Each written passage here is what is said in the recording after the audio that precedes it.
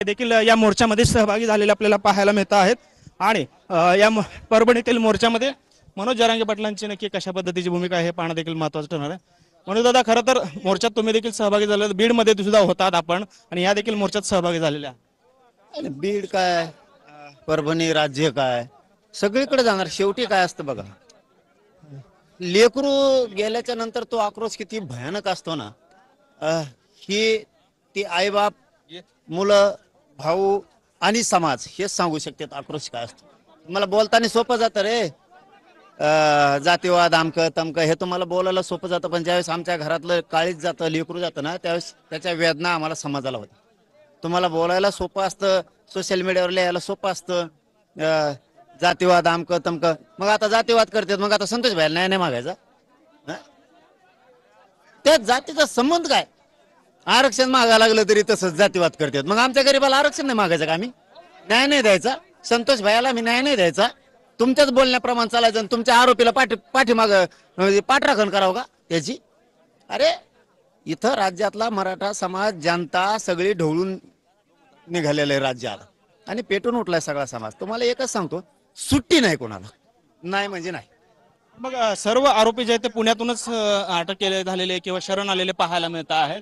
काय नक्की कनेक्शन असू शकतं या सगळ्याचे? काय ही खूप मोठा आता संशोधनाचा विषय असल्यासारखा आहे। मुख्यमंत्र्यांसमोर चॅलेंज आहे, मुख्यमंत्र्यांना हे चॅलेंज आहे की आरोपी पुण्यातून कसं काय सापडतात आणि त्याचा तपास लावणं मुख्यमंत्र्यांसमोर चॅलेंज आहे। त्यांनी हा सगळा तपास लावणं खूप गरजेचं आहे आता, खूप। कारण खंडणी आणि त्याच्यानंतर हत्या, म्हणजे खंडणीतलेच आरोपी 302 मध्ये आहेत, खुनाच्या हत्येत आहेत। आणि हे खून झाल्याच्या नंतर खंडणीमधले आणि हत्या करणारे आरोपी पुण्यातच कसं काय सापडायला लागले?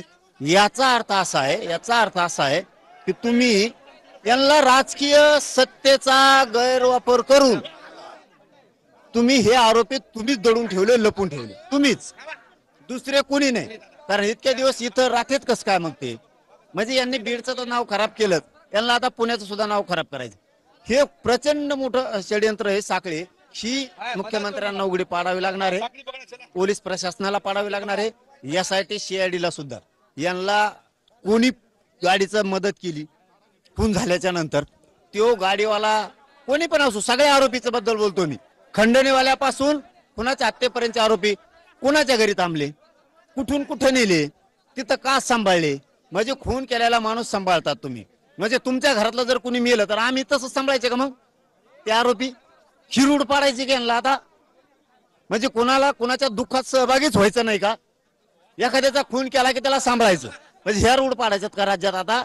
त्याच्यामुळे मुख्यमंत्र्यांपुढे चॅलेंज आहे, याच्यात 50-60 लोक असण्याची शक्यता आहे। हा, ही प्रचंड मोठी टोळी, आणि ज्यांनी ज्यांनी घरी सांभाळलं, फार्म हाऊसवर सांभाळलं, ज्यांनी ज्यांनी दवाखान्यात सांभाळलं, ज्यांनी गाड्या दिल्या, एकमेकाला फोन लावू लागले, यांच्या सगळ्यांचे फोन जप्त करणं सुद्धा गरजेचं आहे। हे टोटल यंत्रणा जेवढी आणि यांची सगळ्यांची, खंडणीतला आरोपी आणि खुनातले आरोपी, यांची नार्को टेस्ट झालीच पाहिजे आणि यांना सगळ्यांना सहआरोपी करून यांना 302 मध्ये घेतलं पाहिजे। पण त्यातला एक आरोपी जो आहे, म्हणजे जो शरण आलेला आरोप आहे वाल्मिक कराड, ते 302 मध्ये नाहीत किंवा खुनाच्या गुन्ह्यामध्ये नाहीत, बाकी सर्व लोक खंडणी आणि खून अशा दोन्ही मध्ये आहेत। खून कशामुळे झालाय? खंडणीमुळं। यांनीच खंडणी मागायला सांगितली का? काय याच्या कोणी नेत्याने सांगितली?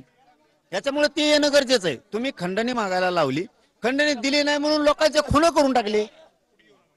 त्याच्यामुळे खंडणी पुरतं फिरता अजिबात बोंबलायचं नाही सरकारने। तुम्हाला दिसतंय तसं नाही वातावरण, भयंकर खतखते, याला सुप्त लाट अशी खतखते राज्यात, राज्यच बंद पाडून टाकूत आम्ही मग। त्याच्यामुळे खंडणीतले आणि हत्या करणारे एकच आहे दोन्ही पण, त्यामुळे यांच्या सगळ्यांवरती 302चाच गुन्हा दाखल झाला पाहिजे, त्याशिवाय सुट्टी नाही। आणि सगळे यंत्र बाहेर काढा, गाड्यावाले कोण, पळून नेणारे कोण, फोन कोणी कोणाला लावलेत, खंडणी मागणारा नेत्याच्या नेत्याला फोन केलता का? आणि त्याला फोन केल्याशिवाय त्याच्या साथीशिवाय हे घडलेलंच नाही। 100% याच्यात सरकारमधले मंत्री सुद्धा आहेत। खरं तर मुख्यमंत्री देखील सभागृहात म्हणाले की मोक्का लावणार आम्ही जे कोणी आरोपी असतील त्यावरती। मग यावरती मोक्का लावण्यासाठी काय? खंडणीतले आरोपी आणि खुनातले आरोपी हे दोन एक आहेत हे आधी सांगतो, त्याच्यामुळे यांच्यावर 302 व्हायलाच पाहिजे सगळ्यांना। याच्यानंतरची जी मोर्चाला सुरुवात झाली आहे. मागच्या 15 मिनिटापासून या मोर्चाला सुरुवात झाली आहे. मोर्चा जो आहे तो आता परभणी शहरातील शनी मंदिरापाशी दाखल झालेला आहे. या मोर्चामध्ये परभणी जिल्ह्यातील स्थानिक नेत्यासह इतर जिल्ह्यातील नेते, त्याचबरोबर सर्व राजकीय नेते या मोर्चामध्ये दाखल झालेले आहेत, सहभागी झालेले आहेत.